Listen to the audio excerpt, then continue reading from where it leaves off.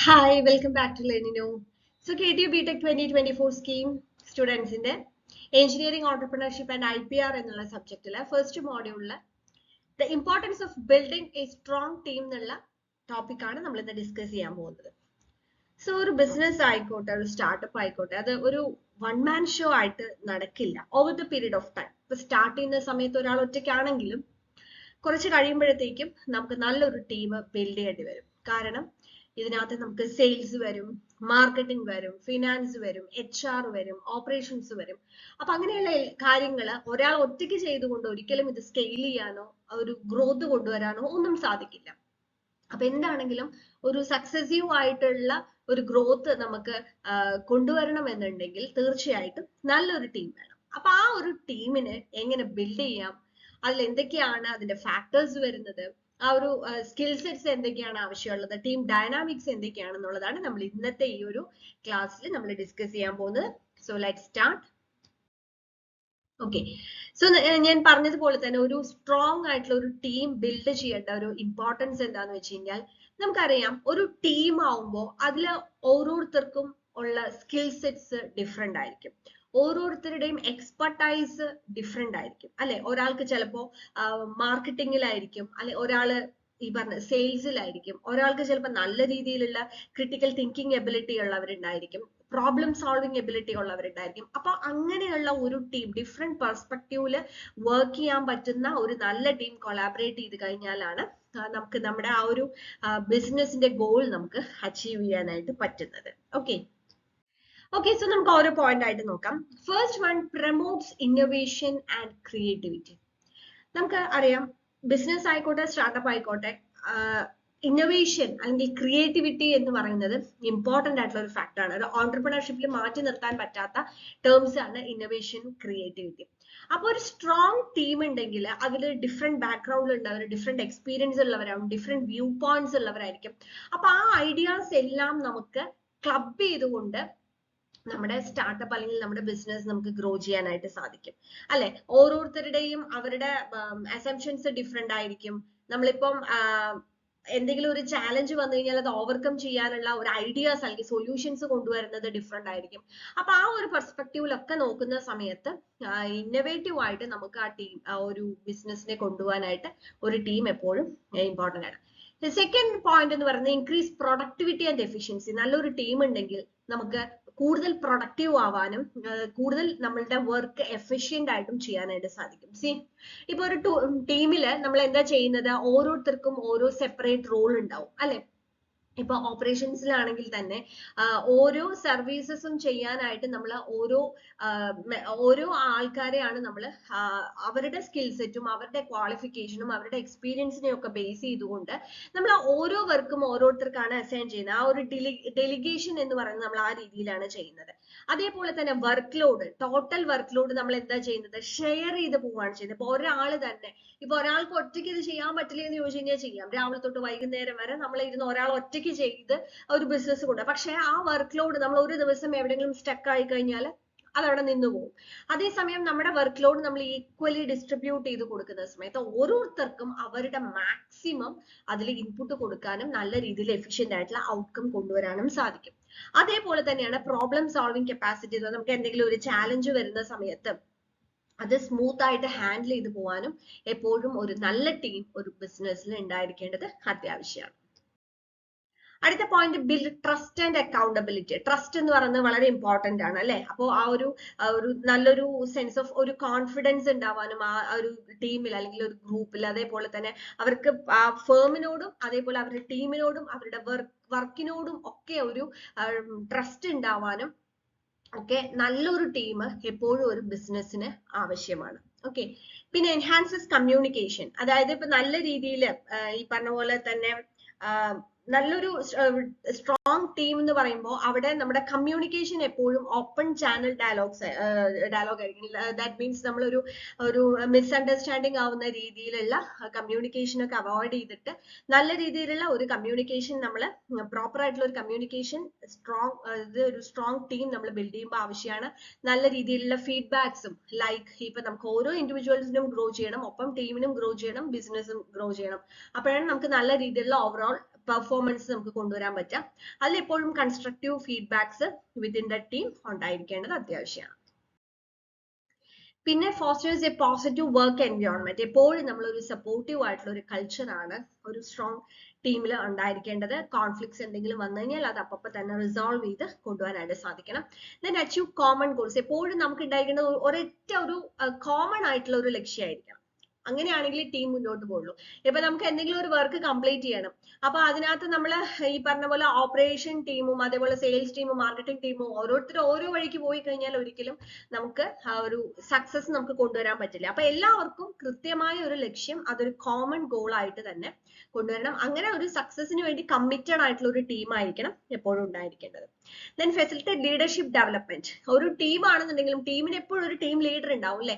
അപ്പൊ ആ ഒരു ടീം ലീഡർ എന്ന് പറയുമ്പോൾ അവരെന്താണ് ഓരോ ഇൻഡിവിജ്വലിനെയും എംപവർ ചെയ്യാൻ പറ്റുന്ന രീതിയിലായിരിക്കണം എപ്പോഴും ആ ഒരു ലീഡർ ഈ ടീമിനെ മോട്ടിവേറ്റ് ചെയ്യേണ്ടത്. അതേപോലെ തന്നെ ഓരോ ഇൻഡിവിജ്വലിനും ലീഡർഷിപ്പ് റോള് കൊടുക്കുന്ന രീതിയിൽ, അതായത് പേഴ്സണൽ ഗ്രോത്തും അതേപോലെ തന്നെ പ്രൊഫഷണൽ ഗ്രോത്തും, അത് ഓരോ ഇൻഡിവിജ്വലിനും ഗ്രോത്ത് കൊണ്ടുവരാനും ഒപ്പം അതായത് ഓരോ ഇൻഡിവിജ്വലിനും ഉള്ള ആ ഒരു ലീഡർഷിപ്പ് ക്വാളിറ്റി ഉയർത്തി കൊണ്ടുവരാൻ പറ്റുന്ന രീതിയിലുള്ള ടീം ലീഡേഴ്സ് ആയിരിക്കണം. അങ്ങനെയാണെങ്കിൽ ആ ഒരു ടീം എന്ന് പറയുന്നത് നല്ല രീതിയിൽ സ്ട്രോങ് ആയിട്ട് വരുള്ളൂ. Then builds resilience and adaptability. Like ഇപ്പൊ നമുക്ക് എന്തെങ്കിലും ഒരു ചേഞ്ചസ് വന്നപ്പോ എന്ത് ചേഞ്ച് വന്നാലും അത് അഡാപ്റ്റ് ചെയ്യാനായിട്ട് ഒരു ടീം എപ്പോഴും സജ്ജമായിരിക്കണം. അതേപോലെ തന്നെ ഇനിയിപ്പോ ഒരു ടീമിൽ നിന്ന് ഒരാൾ പോയി കഴിഞ്ഞാലും വേറൊരാളെ നമ്മൾ അതിനകത്തേക്ക് ഫില്ല് ചെയ്യുന്ന സമയത്ത് അവരെ അതിനകത്തേക്ക് അക്കോമഡേറ്റ് ചെയ്യാനും ഒക്കെ ഇതിനകത്ത് ഒരു നല്ല ഒരു ടീം സ്പിരിറ്റ് എപ്പോഴും ഉണ്ടായിരിക്കണം.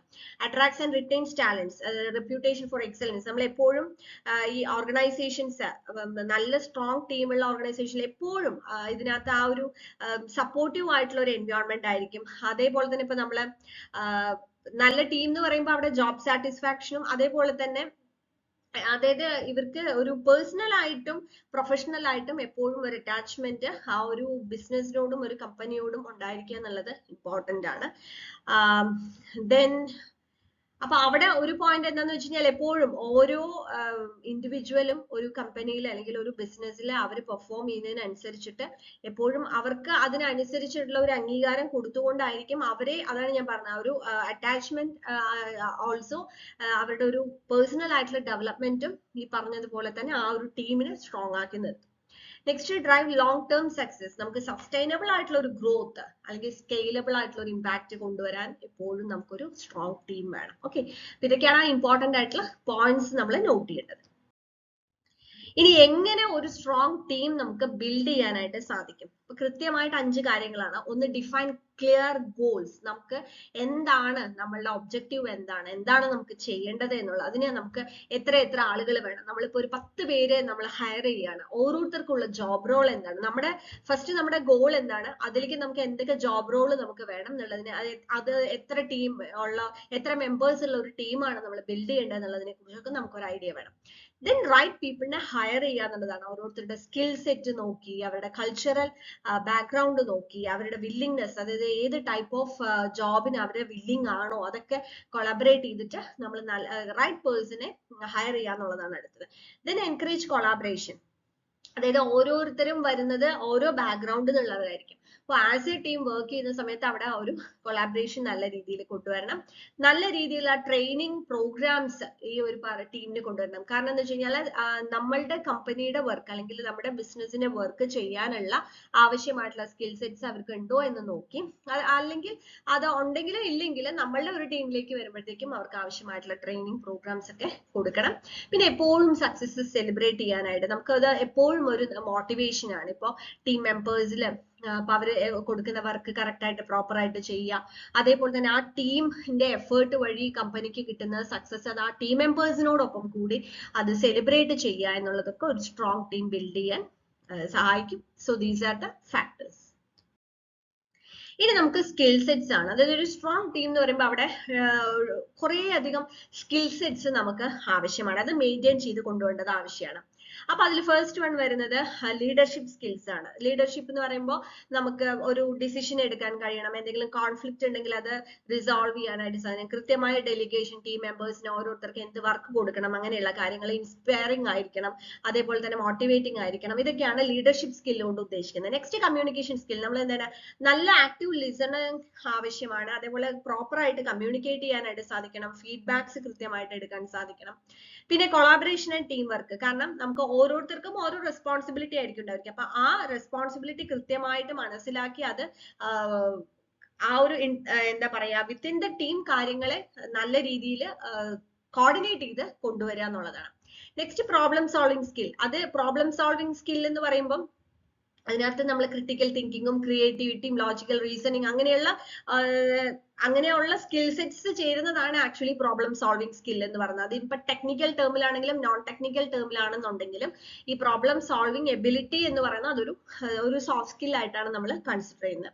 പിന്നെ ടെക്നിക്കൽ അല്ലെങ്കിൽ നമ്മുടെ ഡൊമൈനിലുള്ള സ്പെസിഫിക് സ്കിൽസ് എപ്പോഴും ആവശ്യമാണ്. കാരണം എന്ന് വെച്ച് കഴിഞ്ഞാൽ ഇപ്പൊ നമ്മൾ ഓപ്പറേഷൻസിൽ വർക്ക് ചെയ്യുമ്പോൾ ഒരു കോഡിംഗ് റിലേറ്റഡ് ആയിട്ടുള്ള ഒരു IT ഫേമിലാണെന്നുണ്ടെങ്കിൽ അവിടെ ഈ പറഞ്ഞതുപോലെ ടീം മെമ്പേഴ്സിൽ ഇപ്പൊ നമ്മളെ ടെക്നിക്കൽ ടീം ഉണ്ടാവും, HR ടീം, ഇപ്പൊ ഓരോരുത്തർക്കും അവരവരുടേതായിട്ടുള്ള ജോബ് റോൾസ് ഉണ്ടാവും.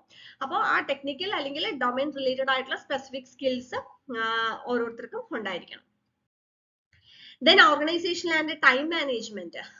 Like നമുക്ക് പ്രയോറിറ്റൈസ് ചെയ്യാം. നമുക്കിപ്പോൾ കുറെ വർക്ക് ഉണ്ടെങ്കിൽ അത് എങ്ങനെയാണ് നമ്മൾ കംപ്ലീറ്റ് ചെയ്യേണ്ടത്, അത് പ്രയോറിറ്റൈസ് ചെയ്യുക, ടാസ്ക് കൃത്യമായിട്ട് ഡെലിഗേറ്റ് ചെയ്യുക, പ്ലാൻ ചെയ്യുക, ഷെഡ്യൂൾ ചെയ്യുക എന്നുള്ള കാര്യങ്ങളൊക്കെ. ദെൻ ഇമോഷണൽ ഇന്റലിജൻസ് ഒരു ടീമിൽ വളരെ ഇമ്പോർട്ടന്റ് ആണ്. Empathy, self awareness, relational management, emotional regulation തുടങ്ങിയിട്ടുള്ളതാണ് ഇമോഷണൽ ഇന്റലിജൻസിൽ വരുന്നത്. Then adaptability and flexibility. ഏതൊരു എൻവയോൺമെന്റ് നമുക്ക് അതിലേക്ക് നമ്മൾ അഡാപ്റ്റ് ചെയ്യാനുള്ള ഒരു കഴിവ്, അതേപോലെ പുതിയ സ്കിൽസ്. ചിലപ്പോൾ നമ്മൾ ഒരു ഫേമിൽ പോകുന്ന സമയത്ത് നമ്മൾ ഇതുവരെ പഠിച്ചിട്ടില്ലാത്ത പുതിയ കാര്യങ്ങൾ നമ്മൾ പഠിക്കേണ്ടി വരും. അപ്പൊ ആ കാര്യങ്ങളൊക്കെ അതിനോടൊക്കെ നമ്മൾ ഫ്ലെക്സിബിൾ ആയിട്ടുള്ള ഒരു മൈൻഡ് നമുക്ക് ഉണ്ടാവണം. ദെൻ ക്രിയേറ്റിവിറ്റി ആൻഡ് ഇന്നോവേഷൻ നമ്മൾ ഒരുപാട് പ്രാവശ്യം പറഞ്ഞിട്ടുള്ളതാണ്. Strategic thinking, then conflict resolution skills നമുക്ക് ഉണ്ടാവണം. Next point accountability and reliability. അതായത് നമുക്ക് ഓരോ ടാസ്കും നമുക്ക് അതിന്റെ ഒരു ഓണർഷിപ്പ് എടുക്കാൻ ഉള്ള ഒരു ഇത്, അതേപോലെ തന്നെ കൃത്യമായിട്ടുള്ള നമ്മുടെ കമ്മിറ്റ്മെന്റ്സിനെ ഫോളോ ചെയ്ത് പോകാനുള്ള ഒരു skill, decision making skill, then coaching and mentorship. Like നമ്മുടെ ടീമിലുള്ള നമ്മുടെ ടീം മെമ്പേഴ്സിനെ തന്നെ നമുക്ക് കൃത്യമായിട്ട് മെന്റർ ചെയ്യാനായിട്ട് സാധിക്കണം. ദെൻ ഒരു cultural competence and diversity awareness. അപ്പൊ ഇതൊക്കെയാണ് നമ്മൾ ഒരു സ്കിൽ സെറ്റ് എന്ന് പറഞ്ഞ് നമ്മൾ മനസ്സിലാക്കേണ്ട പോയിന്റ്സ്. സോ ഓരോ പോയിന്റ്സും കൃത്യമായിട്ട് മനസ്സിലാക്കുക.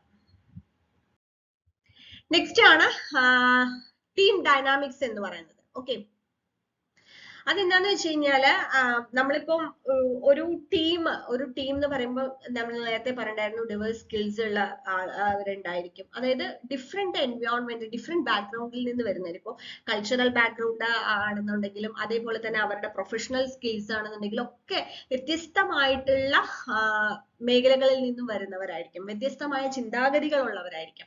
അപ്പൊ അവരെയൊക്കെ കൊളാബറേറ്റ് ചെയ്ത് കൊണ്ടുവരിക എന്ന് പറയുന്നത് ആ ഒരു ബിഹേവിയറൽ റിലേഷൻഷിപ്സ് ആൻഡ് ഇന്ററാക്ഷൻ, അതിനെയാണ് നമ്മൾ ഈ ടീം ഡൈനാമിക്സ് എന്ന് പറയുന്നത്.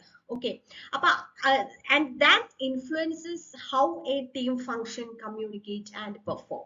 ഓക്കെ, അപ്പൊ ഒരു പോസിറ്റീവ് ആയിട്ടുള്ള ഒരു ടീം ഡൈനാമിക്സ് ഉണ്ടെങ്കിൽ മാത്രമേ ആ ഒരു ടീമിന് നല്ല രീതിയിൽ എഫക്റ്റീവ് ആയിട്ട് വർക്ക് ചെയ്യാൻ പറ്റുള്ളൂ. ഇപ്പൊ ഒരു ടീമിൽ 10 പേരുണ്ട്, അപ്പൊ ടീമിൽ 5 പേരും നല്ല രീതിയിൽ ഈ പറഞ്ഞതുപോലെ നല്ല ആറ്റിറ്റ്യൂഡ് ഉള്ളവരാണ്, അല്ലെങ്കിൽ കമ്മിറ്റ്മെന്റ് ഉള്ളവരാണ്. അതേസമയം ബാക്കിയുള്ളവർ അങ്ങനെയൊന്നും ഇല്ലാതുകൊണ്ട് ടീമിന്റെ പെർഫോമൻസ് എടുത്ത് നോക്കുമ്പോൾ എന്തായിരിക്കും, ഈ പറഞ്ഞതുപോലെ ഈ വർക്ക് ചെയ്യുന്നവരെയും വർക്ക് ചെയ്യാത്തവരെയും കൂടെ പ്ലസും മൈനസും ആയിട്ട് അത് ക്യാൻസൽ ചെയ്തു. ഓക്കെ, അപ്പൊ അങ്ങനെയുള്ള കാര്യങ്ങളാണ് ആ ഒരു behaviour, relationship and interaction between members of team ആണ് നമ്മൾ ടീം ഡൈനാമിക്സ് ആയിട്ട് പറയുന്നത്. സോ അതിൽ മെയിൻ കമ്പോണൻസ് പറഞ്ഞ റോൾസ് ആൻഡ് റെസ്പോൺസിബിലിറ്റി എന്ന് വെച്ചാൽ കൃത്യമായിട്ട് നമ്മൾ ഓരോരുത്തർക്കും റോൾസ് കൊടുക്കണം, ഓരോരുത്തർക്കും റെസ്പോൺസിബിലിറ്റി കൊടുക്കണം, കൃത്യമായിട്ട് ടീം ലീഡർ കമ്മ്യൂണിക്കേറ്റ് ചെയ്യണം ഓരോരുത്തരുമായിട്ട്. ഇപ്പൊ ലീഡർഷിപ്പ്, ആ ഒരു ലീഡർഷിപ്പ് എന്ന് പറയുന്നത് നമ്മൾ പറയുമ്പോൾ വളരെ ഈസി ആയിട്ട് തോന്നും, പക്ഷെ വളരെ ഡിഫിക്കൽട്ട് ആണ് നല്ലൊരു ലീഡർ ആവുക എന്നുള്ളത്. കാരണം ആ ഓരോ ടീം മെമ്പേഴ്സിനെ നമ്മൾ ഒരുമിച്ച് കൊണ്ടുപോവുക, അതേപോലെ അവർക്ക് എപ്പോഴും മാതൃകയാവുക, അവരെ മുന്നോട്ട് നയിക്കേണ്ടതൊക്കെ എപ്പോഴും ഒരു ലീഡറാണ്. ദെൻ ട്രസ്റ്റ് ആൻഡ് റെസ്പെക്ട് വളരെ ഇമ്പോർട്ടന്റ് ആണ് ബിറ്റ്വീൻ ദ ടീം മെമ്പേഴ്സ്. അതുപോലെ തന്നെ കമ്പനിയോടുള്ള ട്രസ്റ്റ്, ഇതൊക്കെ റെസ്പെക്റ്റും ഈ പറഞ്ഞതുപോലെ ഇമ്പോർട്ടന്റ് ആണ്. പിന്നെ കോൺഫ്ലിക്ട്സ് ഉണ്ടായി കഴിഞ്ഞാൽ അത് റിസോൾവ് ചെയ്യുക, ഇതൊക്കെ ആ ഒരു ടീം ഡൈനാമിക്സിന്റെയും കൂടെ ഭാഗമാണ്.